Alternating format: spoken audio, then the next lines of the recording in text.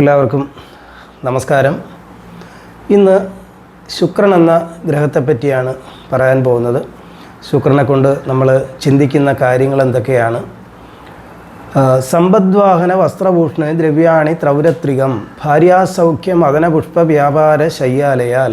സമ്പത്ത്, വാഹനം, വസ്ത്രം, ആഭരണം, നമ്മുടെ ജീവിത സുഖങ്ങൾ, ആഡംബരം, അതുപോലെ തന്നെ ധനപരമായിട്ടുള്ള പുരോഗതി, ഇതെല്ലാം ചിന്തിക്കുന്നത് ശുക്രനെ വെച്ചാണ്.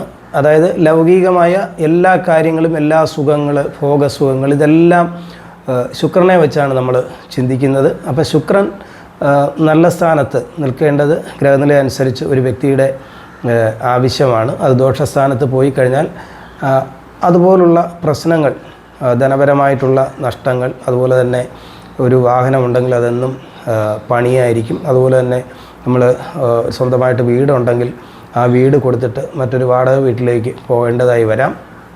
അതുപോലെ തന്നെ എന്താണ്, പൈസ ആർക്കെങ്കിലും കടം കൊടുത്തു കഴിഞ്ഞാൽ അത് കിട്ടാതെ വരാം. ഇങ്ങനെയൊക്കെയുള്ള ബുദ്ധിമുട്ടുകൾ, കാരണം സമ്പത്തിൻ്റെ ഗ്രഹം കൂടിയാണ് ശുക്രൻ എന്ന് പറയുന്നത്. അപ്പോൾ ഇങ്ങനെയുള്ള കാര്യങ്ങളൊക്കെ സംഭവിക്കാനായിട്ട് സാധ്യതയുണ്ട്. അതുപോലെ തന്നെ ശുക്രനെ വെച്ച് അസുഖങ്ങളെ ചിന്തിക്കുമ്പോൾ ഈ യൂറോളജി പോലുള്ള അസുഖങ്ങളാണ് കൂടുതലും ചിന്തിക്കുന്നത്. അതുപോലെ ഷുഗറിൻ്റെ പ്രശ്നങ്ങൾ, ഇതൊക്കെ ശുക്രനെ വെച്ചാണ് ചിന്തിക്കുന്നത്.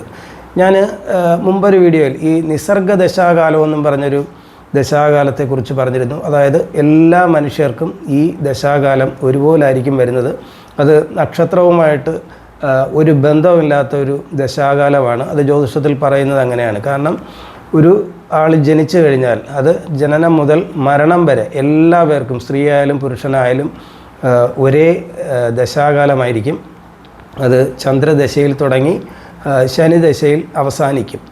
അപ്പം അങ്ങനെ വരുമ്പോൾ ഈ ശുക്രൻ്റെ ദശ, നിസർഗ ദശാകാലത്ത് ശുക്രൻ്റെ ദശ വരുന്നത് 12 വയസ്സ് മുതൽ 32 വയസ്സ് വരെയാണ്. അപ്പം നമുക്കറിയാം ഒരു യുവത്വത്തിൻ്റെ ഒരു ടൈമാണ് ആ ടൈമെന്ന് പറഞ്ഞാൽ.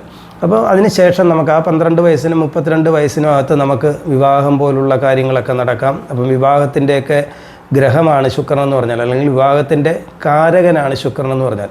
അപ്പോൾ ഈ സമയത്ത് നമുക്ക് എന്താണ്, ഒരുപാട് ആഗ്രഹങ്ങൾ, വാഹനം വാങ്ങണം, അല്ലെങ്കിൽ വീട് വാങ്ങണം, അതുപോലെ തന്നെ ഒരുപാട് ധനം സമ്പാദിക്കണം, തൊഴിൽ ചെയ്യണം എന്നൊക്കെയുള്ള ചിന്ത. ഇപ്പോൾ സ്ത്രീകളായാൽ ആഭരണം വാങ്ങണം എന്നുള്ള ചിന്ത വരാം. അപ്പോൾ ഈ കാലഘട്ടത്തിൽ കറക്റ്റായിട്ട് ആ ശുക്രദശാകാലം ആണ് നിസർഗ ദശാകാലത്തിൽ കൊടുത്തിരിക്കുന്നത്.